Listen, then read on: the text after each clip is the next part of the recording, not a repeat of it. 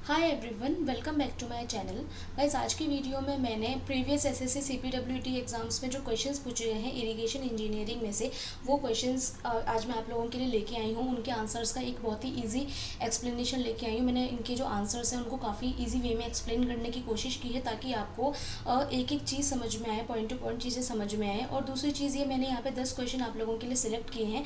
ज़्यादा बड़ा वीडियो नहीं रखा है क्योंकि ज़्यादा बड़ा वीडियो देखना कोई भी पसंद नहीं करता है, हम भी पसंद नहीं करते, आप भी पसंद नहीं करते, इसलिए मैंने वीडियो छोटा रखा है। एंड दूसरी चीज़ ये गाइस, ये जो क्वेश्चंस है ये आपको मोस्टली हर पेपर में मिल जाएंगे क्वेश्चंस, इसलिए मैंने ये 10 क्वेश्चंस आपके लिए सेलेक्ट किए हैं। तो गाइस प्लीज़ वीडियो पूरा देखिए। चलिए वीडियो स्टार्ट करते हैं।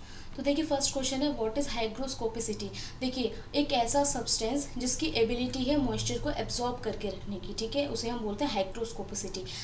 ये फिनोमेना कैसे वर्क करता है? देखिए, कुछ क्रॉप ऐसी होती हैं जिसकी जो रूट होती है उसके अंदर अगर हम बहुत ज़्यादा वाटरिंग कर देंगे तो या तो वो गल जाएंगी या फिर इनफर्टाइल हो जाएंगी, ठीक है।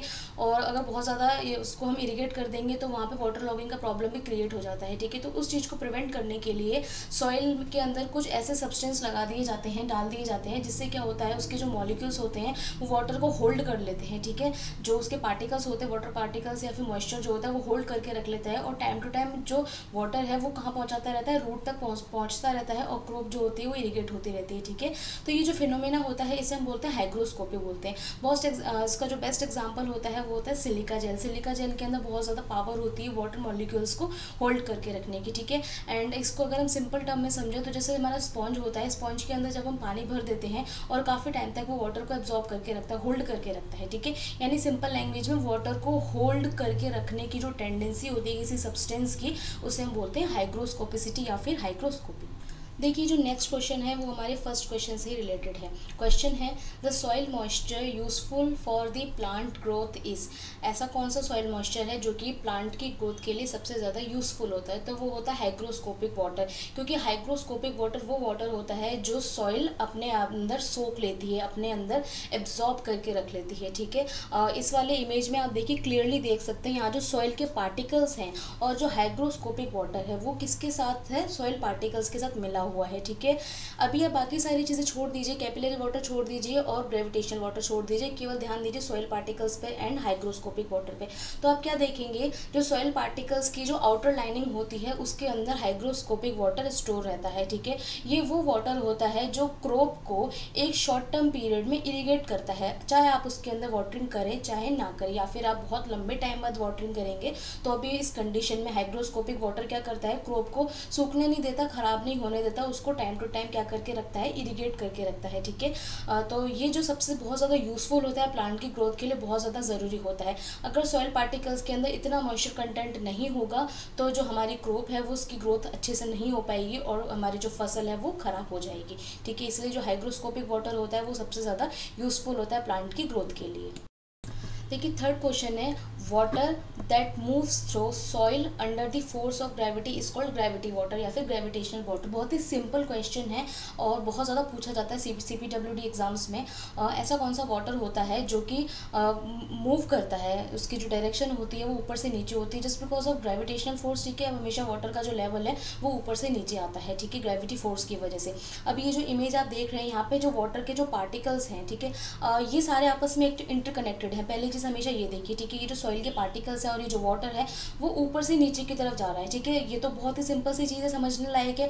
अब सबसे ज़रूरी चीज़ क्या होती है कि जो ग्रेविटेशनल वाटर होता है, एक तो वो ऐसा फ्री वाटर होता है जो कि मूव करता है सॉइल में, उसके चारों तरफ मूव करता है, ठीक है। दूसरी चीज़ ये बहुत ही ज़्यादा जल्दी नीचे की तरफ सेटल हो जाता है। ग्रेविटेशनल वाटर जो होता है, जो वर्ड्स की वाटर टेबल होती है, लोअर वाटर टेबल होती है, वहाँ पर बहुत जल्दी सेटल हो जाता है बिकॉज ऑफ ग्रेविटेशनल फोर्स, ठीक है। तो अगर हम इसको सिंपल टर्म में इसकी अगर डेफिनेशन देना चाहे तो इसकी डेफिनेशन होती है gravitational water is free water moving through soil by the force of gravity.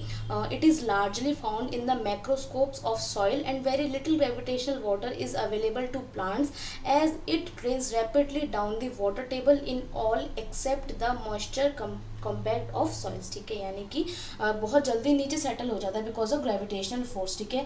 And बहुत ही कम मात्रा में ये रहता है सॉइल पार्टिकल्स के अंदर। तो बहुत ही सिंपल इसका आंसर था।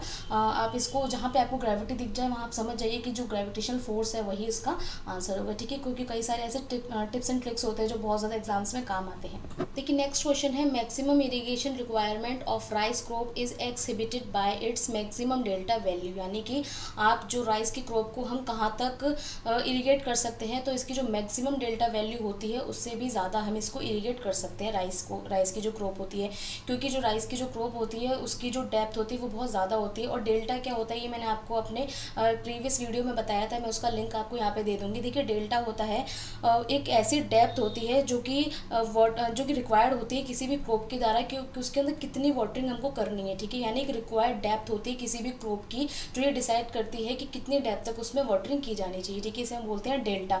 तो जो राइस की जो क्रॉप होती है उसको हम कहाँ तक एक्सिबिट कर सकते हैं, उसको हम मैक्सिमम डेल्टा वैल्यू तक एक्सिबिट कर सकते हैं, ठीक है।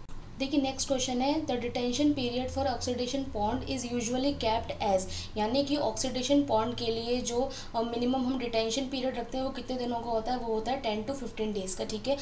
तो पहली चीज़ ऑक्सीडेशन पॉन्ड क्या होता है। देखिए ऑक्सीडेशन पॉन्ड एक ऐसे छोटे लेगून्स होते हैं या फिर छोटे ऐसे तालाब होते हैं, जो ये शैलो तालाब होते हैं, शैलो पॉन्ड्स होते हैं। इनका यूज़ हम क्या करते हैं, वेस्ट वाटर ट्रीटमेंट के लिए करते हैं, ठीक है। जो नदी नाले कोई तालाब वगैरह है या फिर कोई आपका इंडस्ट्रियल जो वेस्टेज है वो पाइपलाइन के थ्रू कहाँ जाता है, इन लेगून्स में जाता है। छोटे छोटे ये जो रॉ वेस्ट होता है ये धीरे धीरे करके किसके अंदर चला जाता है, पॉन्ड के अंदर चला जाता है, ठीक है। अब ये प्रोसेस कैसे होता है, देखिए ये जो प्रोसेस होता है वो होता है सनलाइट के थ्रू होता है। इसके अंदर क्या होता है, देखिए जब इंटरेक्शन होता है सनलाइट का, बैक्टीरिया का और एल्गी का, उसकी वजह से क्या होता है, एल्गी, बैक्टीरिया एंड सनलाइट ये तीनों मिलकर एक ऐसा प्रोसेस बनाते हैं, एक ऐसा प्रोसेस जनरेट करते हैं जो कि वेस्ट वाटर को ट्रीट करता है, ठीक है।